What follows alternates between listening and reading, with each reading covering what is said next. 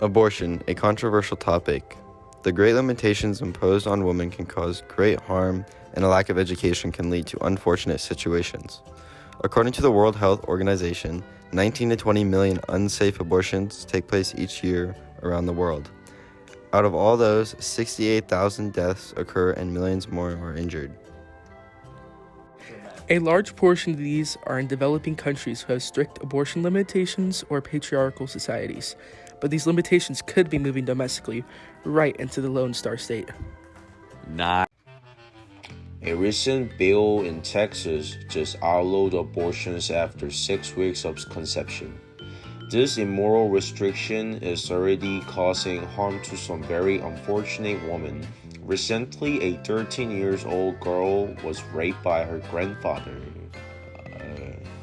and was unable to get an abortion anywhere nearby her due to the new restrictions. She had to expend a great deal of time and many resources to travel hours away to get this unwanted pregnancy out of her system. What many pro-lifers fail to realize is that the women that get these abortions get them for valid reasons. Many of these women are too young, financially unstable, and unable to support a child, and in some cases are victims of rape or possibly incest. According to the Guttmacher Institute, who conducted a survey, 48% of women who receive abortions are because they are unable to afford the cost of having a child or they are unready to care for a child. No! No! So why should abortions be legal and readily available for women? As shown by the statistics earlier, women resort to illegal and unsafe abortions when restricted by the law. Women should not have to resort to these illegal abortions as a last resort form of birth control, but that leads us to wonder, what if women were given proper sex education so they did not have to resort to even legal abortion? Now that's something that both pro-life and pro-choice advocates can agree on. Breaking news overnight, Alabama lawmakers passing what could become the most restrictive abortion law in the country. Steve Osunsami has the details. And Steve, a battle is brewing that could go all the way to the Supreme Court. Good morning. That's right, Robin. The legal challenges for this law and others like it are promised. Abortion would be criminalized in Alabama, made a felony, and the way the law is written, it would punish doctors who perform them with up to 99 years in prison. The only exception would be if the mother's life were in danger. House Bill 314 passes. It's the nation's most restrictive anti-abortion measure, outlawing abortion in almost every case, including rape or incest. And this morning, it heads to Alabama's anti-abortion governor for her signature, and she is expected to sign it. I apologize to the women of Alabama for this archaic law that we passed. The bill was passed by a veto-proof majority in the state legislature, who are mostly men, and they fought so bitterly that at one point the debate had to be suspended. He did not make a motion. He made a motion to table. He did not make a motion. There was no motion from the other side. The long game for the lawmakers who wrote this law is the U.S. Supreme Court. They're hoping that odds are now better that today's highest court will overturn the 1973 decision of Roe v. Wade, which legalized abortion nationwide. We were trying to keep it just as it was to address the issue that Roe v.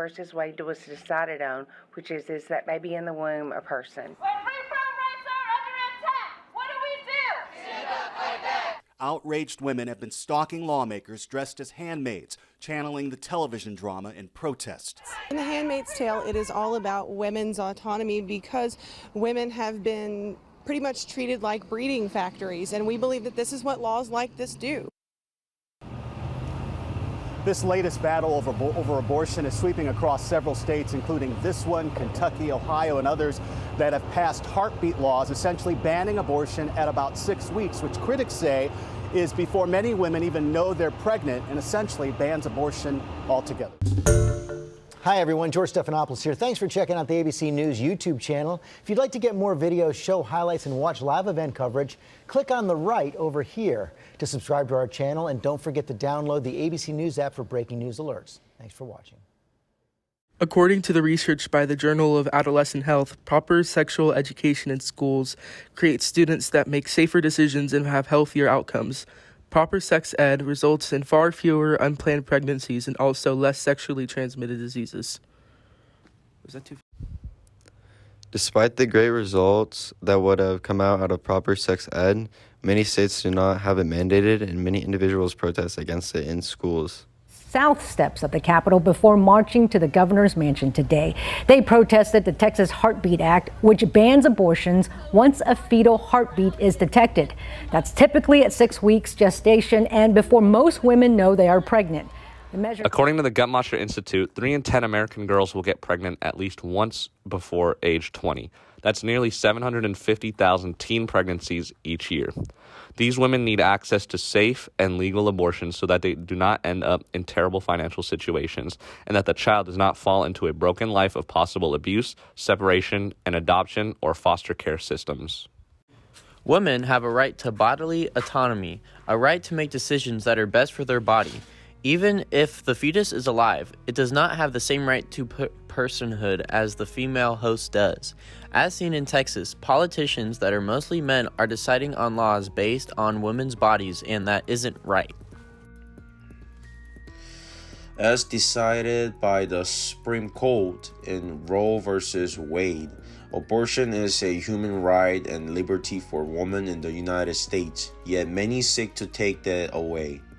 In many countries, this is not the case. However, there are heavy restrictions on abortion in developing countries, which is why there are almost 20 million unsafe abortions and why there are over 68,000 deaths.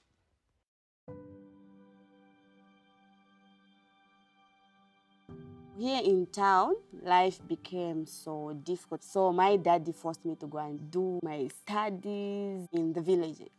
So there at school, that's where I met my first boyfriend. Of course, he was a little bit older than me. Well, I didn't have any information about sex. When we are seated at school, my friend would be just talking about sex, and I didn't have anything to talk about. So I thought, okay, let me just start having sex so that I should also have something to talk about with my friends. So the third time we had sex, when we were done, he just told me that the condom busted. I was busy like vomiting in class. My teachers were asking me what's wrong. I would just say maybe it's malaria and everything. But I was convinced now that no, I think this is pregnancy. So I asked him that what are we going to do about it? Then he told me never to talk about it again, because I was getting on his nerves and he was threatening me that if I continued telling him about that same thing, he was going to beat me up, those threats. And I was scared of my dad, that maybe he might kill me. All this while I've been planning like to be a nurse when I'm done with school. Then this pregnancy of mine, how am I going to take care of the child? I hear that people die during labor. I just wanted to have it removed. In our village where we used to stay with my grandma, there was an aunt somewhere just nearby.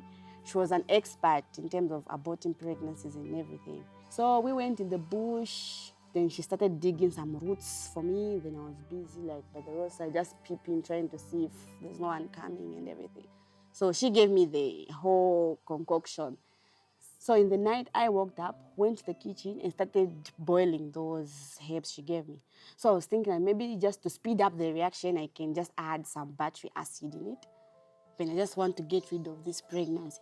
So when I woke up the following morning, I was just feeling like vomiting. I vomited, but I never bled. I went back to the same lady. Then she gave me the second dose. So with that dose, I was thinking, how do I speed up the reaction again since the battery acid never worked? So I got some bottles and crushed them. Just crushed them and mixed it with the same herbs she gave me. Then I drank. I just wanted to have it removed. Yeah, I just wanted to terminate that, so I just did all I could. Whatever came into my mind, I would just do that.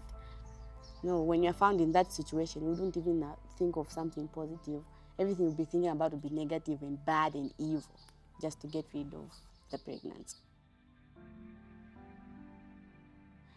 I'm just so grateful that I'm lucky to have survived. I share my life experience because I wouldn't want girls to go through what I went through.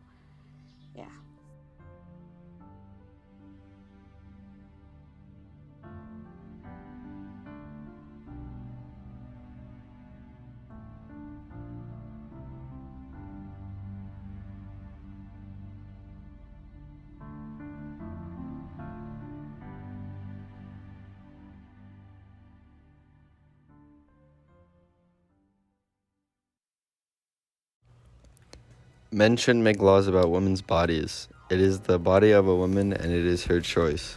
Abortion is not something to be taken lightly, though. It is an important decision that a woman must make and can ultimately benefit her in a positive way. Accessibility to abortion means that a woman and her partner will not have to raise a child before they are ready, and that they will not be thrown into a stressful financial situation. Accessibility to abortion means that a child will not have to grow up in an abusive and lower socioeconomic household. It means that a child will not have to live a life in the foster care system or up for adoption. Abortion should be readily and easily available for all women who find themselves in a desperate situation, but we must also look into our education system that will properly show young adults how to be safe and prevent unwanted pregnancies from even occurring in the first place.